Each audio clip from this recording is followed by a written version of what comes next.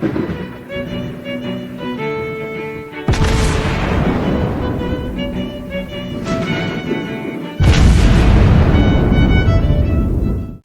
everyone and welcome back to World of Warships Blitz with Terry.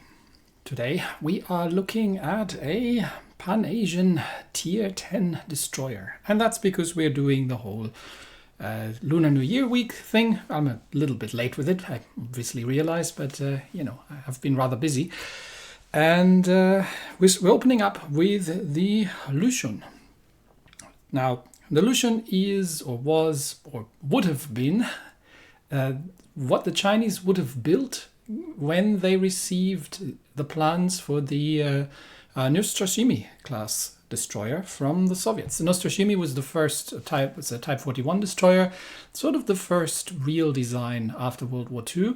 And the Soviets, because they were still friends with the Chinese back then, did share the design. The Chinese, however, never actually built this.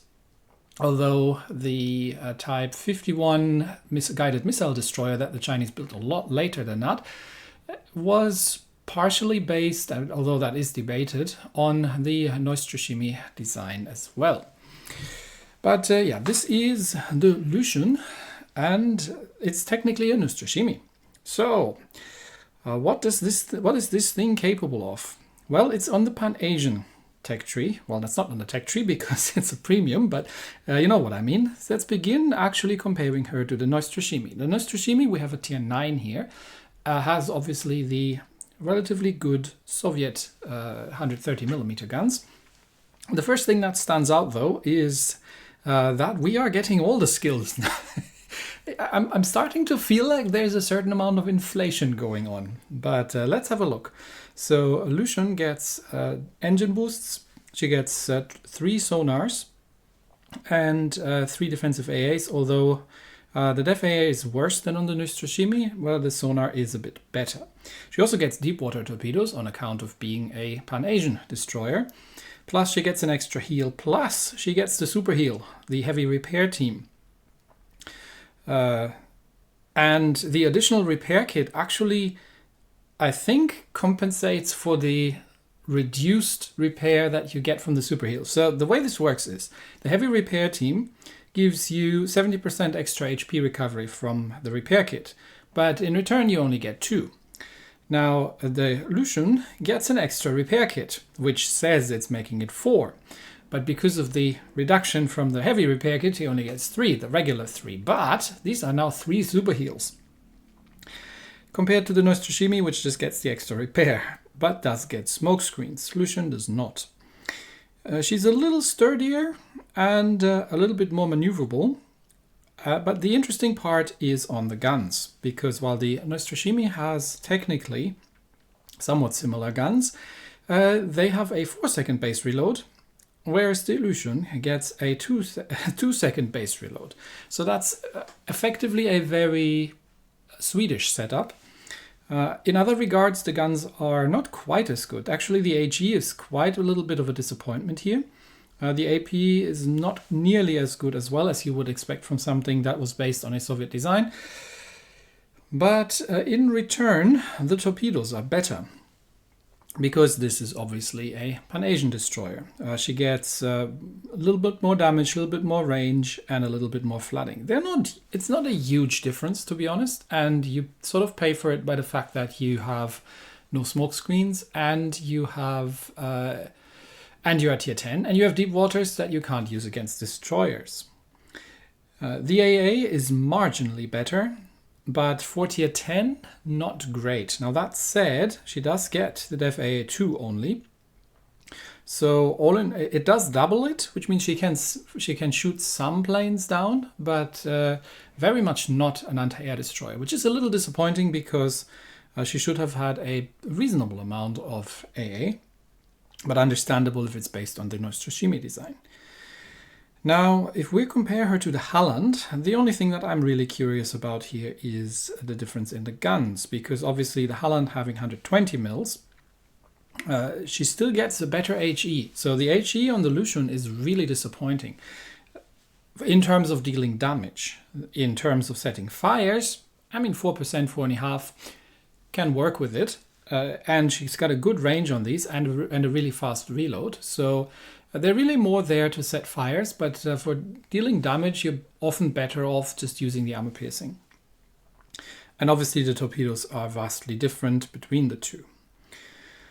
I think the last thing we could probably take a look at is the tier 10 tech tree destroyer, the Lüshun. So let's add her to the list and see how the torpedoes compare, because she would obviously have somewhat comparable torpedoes.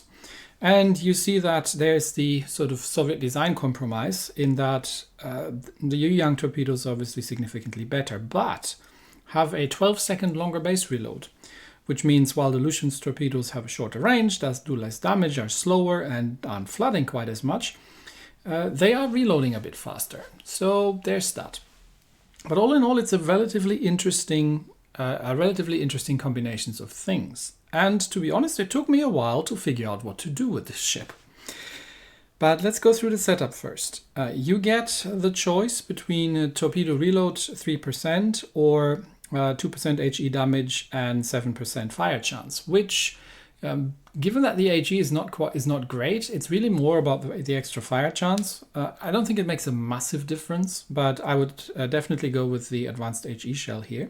This, I think, is a typically Soviet setup as well. I might be wrong. In terms of camouflage, there are two camos that you can actually have. There is the, and I'm making big air quotes here, historical camo, which gives us torpedo range and speed, as well as traverse and surface detection, which is good. That's a good one. Alternatively, you can get the sort of more carnival camo. I have no idea why they call that war paint. It most certainly isn't. But from the values, I would almost argue that this is the better camo, because it gives us extra hit points and main battery firing range. Now, what do we do with this sort of ship? Well, the single strength of the Lüshun, where she really, really stands out, is that she gets the British battle cruiser-like ability to print yourself a new ship. Because with 3 super heals, and if you put the respective commander skills in, you get a very, very reasonable amount of hit points that you can get back. So you can really, really lay into that. Other than that, she's a decent gunboat, probably about on par with the IKEA boats, and she's a decent torpedo boat. But she's not really outstanding in any of these values. Really, the key on this ship is to survive and to not die, so that you can, but to make sure that you can always disengage, get out of there, and make use of your super heal, and basically just come back like some form of unkillable thing. Equipment-wise, I am actually using the main battery mod 2. It's not dreadful. You could also argue that you could use the auxiliary mod for better AA range, but like I said, the AA is not grand in this ship.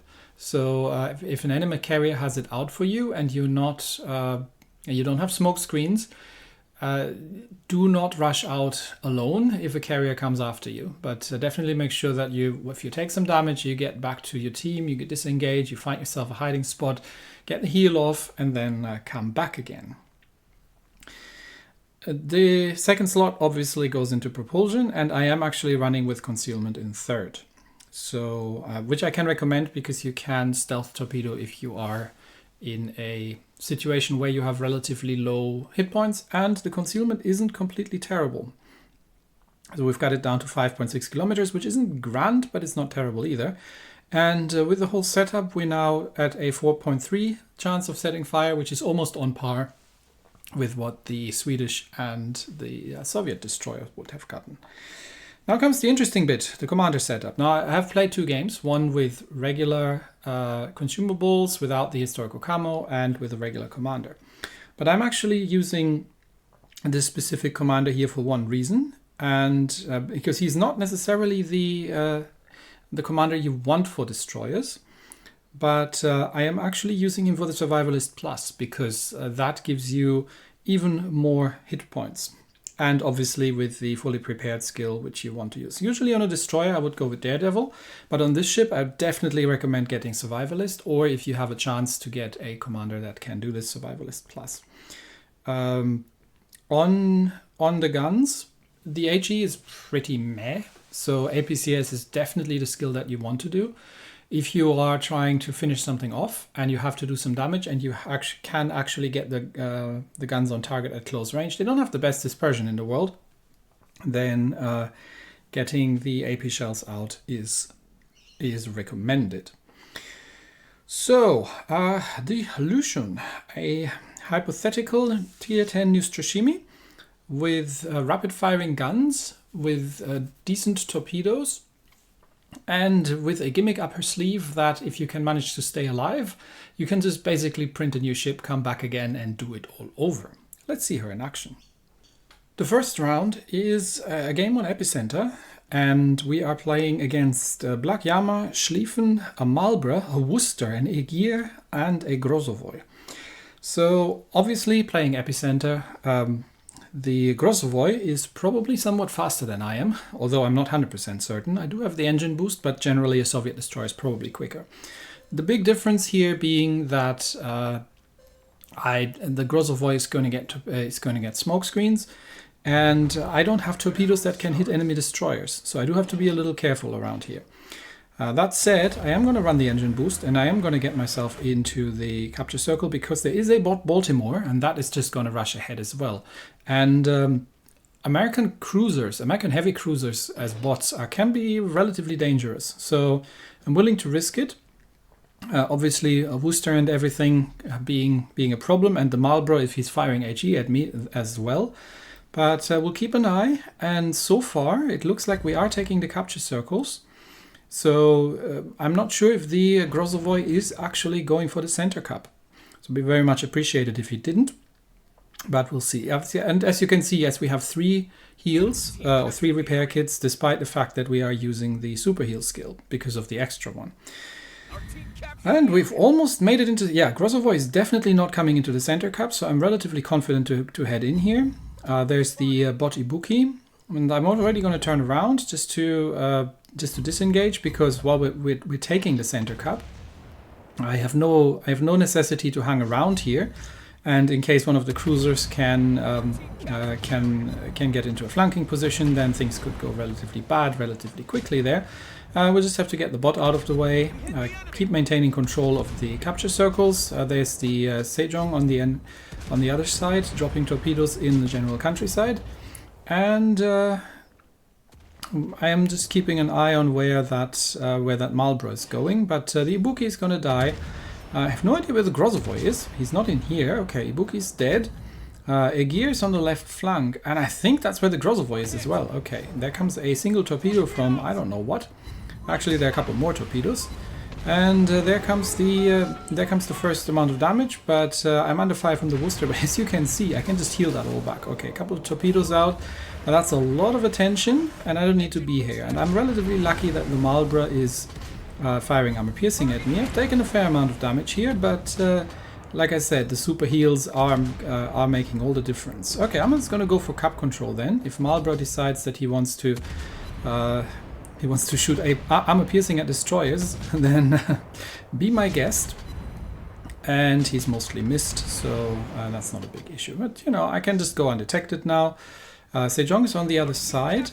We are controlling the center cup, and the Grozovoi has no interest whatsoever in capture control, which is great because he's not he is technically a torpedo boat, but that means we are easily controlling the points income.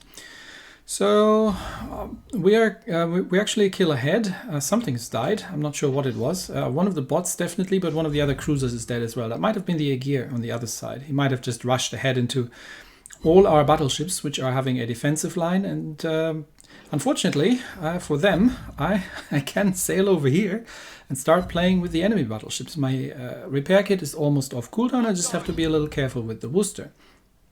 Where is that Marlborough going? Is he accelerating? Not quite. Okay.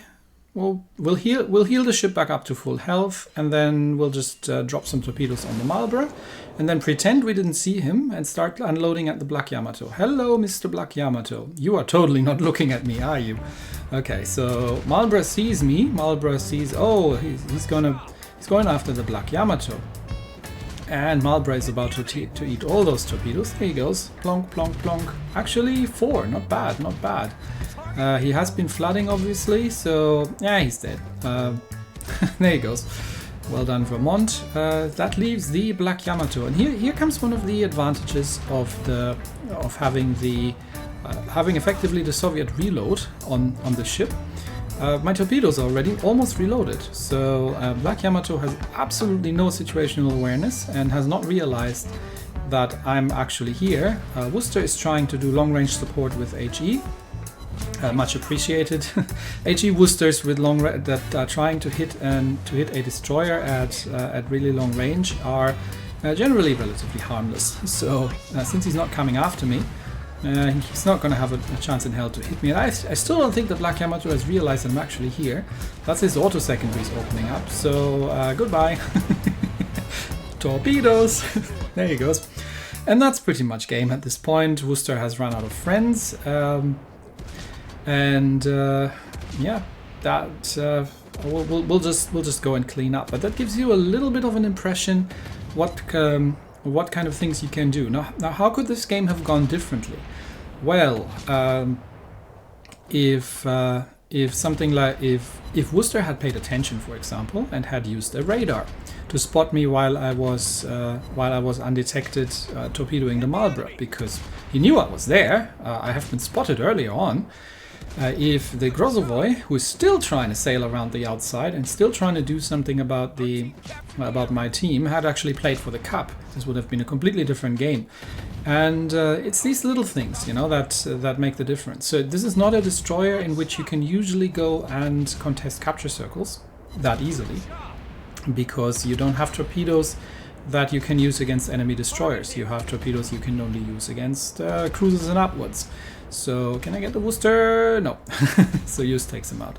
And I think we'll be running out of... Grozovoy is around here somewhere. We'll be running out of points to have to gain. Grozovoy is up there somewhere. Yep, I'm spotted. I'm just gonna use the sonar. Just in case he's got torpedoes away, but yeah. Well, no use to go for the fires. I'm just going to use the armor piercing, trying to hit the bow section, but he's already dead, which has gotten the points over. I would go for a gun duel with the Grozovoy. Just would have to be careful with the torpedoes, but yeah, you kind of have to play to your strength here. It's usually more of a long-range damage dealer than a cup contesting ship, because you don't have the radar and from the Pan-Asian line to counter enemy smoke screens. You do have the sonar, but it's kind of too close range for that, and you don't have torpedoes that you can use against destroyers. In the second round, we are playing Domination on Deadlock against Yamato, Incomparable, Montana, Minotaur, Shimakaze, Gearing, and Harugumo. We do have a friendly Lüshun with us here, and so if you're faced with odds like that, at least there's no carrier, but you do have to remember that you're not necessarily a destroyer that can easily go toe-to-toe with others. Now, I could probably beat something like a Gearing, but I'd have to be careful, because if that thing's got smokes ready, then it's rather difficult. So you usually don't want to rush a capture circle necessarily if you're on your own. However, in this instance, I do have the friendly Lüshun and the Zhao following me along here in towards A Cup. So, well, we'll see how that ends up. Most of the team seems to be heading towards C, which means that the battleship in the center in B is probably going to have to be relatively careful, especially that there's a destroyer in B, and that is probably the Shimakaze, given that he is the fastest of the bunch. But we'll see if we find anything, and obviously you do want the armor piercing against enemy destroyers, because the high explosive is rather dreadful. But it seems like A-Cup is actually unoccupied. Okay, back to the high explosive, and see if we can find something to set on fire. Lüshun, by the way, I think I forgot to mention that in the review, is actually named after the city, also known as Port Arthur. So that's somewhat famous, but there, incomparable. Looks flammable. Let's go for it. And we have an insta-fire. Yes. If I'm not at the receiving end of those, I don't mind them too much. These are probably Zao torpedoes. And the Harugumo has just taken out the Republik, and we're not even a minute and a half in yet. Ah dear. It's going to be one of those games, isn't it? Well, we're battleship down, but the rest of the team has congregated around B-Cup. And we've got one destroyer that is sailing around the long side, trying to keep the enemy team busy, which is not a bad thing. I am trying to get a permafire set on the Incomparable. I've got the sonar running just in case the Incomparable has torpedoes away. But there we go, that's a perma. Can we get another one? Maybe, we'll see. But I am getting a little far away here now, and I would like to get back closer towards the capture circle so we can make ourselves useful. Now we're 2 ships down at this point. I don't know, where did we lose another battleship? We're 2 ships down, but we're holding 2 of the capture circles. So if my team can stop dying, that would be much appreciated. Now that Montana is just flooding, so there goes the Damacon. So let's see if we can get the perma flood on the Monty, and that should be pretty much the end of him. While we keep unloading at the Incomparable and just heading slowly back towards the friendly capture circle, and we'll see what we can do there. Montana, and there's the perma flood. Nice. Perma fire as well. There's the Harugumo. And Lüshun, that's my friendly Lüshun there. Do you want to get into a point-blank duel with the Harugumo? You do realize your torpedoes can't hit him, right? And that's a Harugumo. That's basically a light cruiser. Okay, let's finish off the Monty, and then we'll help out over there. Never mind, the Lüshun's already dead. And there's the Yamato. There comes the gearing. Okay, my torpedoes are almost reloaded, but I do have to get out of here now. That friendly destroyer over there, I'm not sure what he's doing. Let's see. I'm gonna bet that the Yamato is faking it and is going ahead. Now I have to switch to the high explosive, to the armor piercing, because the high explosive is not very good.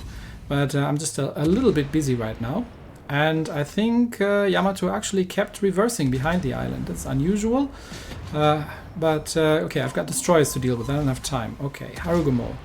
Let's get the high explosive loaded. Zao is dead as well. I still have 1 destroyer, and that's the Marceau. Harugumo tries to torpedo me and tries to smoke up. I don't think that's going to help him. I'm going to use the island here to defend myself against torpedoes. Yep, there come the gearing torpedoes, so that was only 1 spread. Harugumo, if he didn't have the reload ready, would have only had 1 spread. Let's deal with gearing while we can, but there are 2 battleships coming around there. I see you. There's some more. That's minor torpedoes. Okay, a couple torpedoes out in that direction. Took 1 torpedo from the minor. Never mind. Can just print a new ship.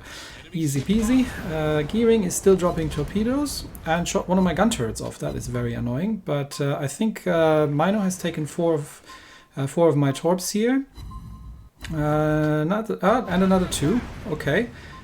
These were, maybe that wasn't minor, I'm not sure. But someone needs to die, and actually everyone's dead in my team. So let's see if we can finish off the Incomparable. I mean, Minotaur is the biggest threat here, but Incomparable is on low hit points, and yeah, there are more torpedoes coming out, so do need to dodge those, and try to set fire on the Incomparable, and try while dodging Minotaur torpedoes and incoming Minotaur fire. And yeah, Marceau torpedoes, you've seen? Maybe? No, Marceau took 1, I think. Okay, gearing. Gearing needs to go. Gearing is a problem right now. I can't deal with Minotaur over there, but gearing I can probably take on, especially if I can get the heal going and I can get my main battery back. Okay, now we're back on 2 turrets, full firepower, and let's try to get the gearing killed while dodging gearing torpedoes further on. Okay, there comes the heal, and there comes the new ship. And gearing smokes up, obviously too far for my sonar to reach. But yeah, I mean we've probably lost this unless, I mean, there were a couple low HP ships, but there comes some more gearing torpedoes. Gearing has gone out of his smoke. Need to dodge those, plus the incoming, I think, more Minotaur torpedoes over there coming in. So that said, Gearing fortunately is firing high explosive. Has at tier 10 not figured out yet how to use armor piercing against destroyers. Have to dodge the torpedoes.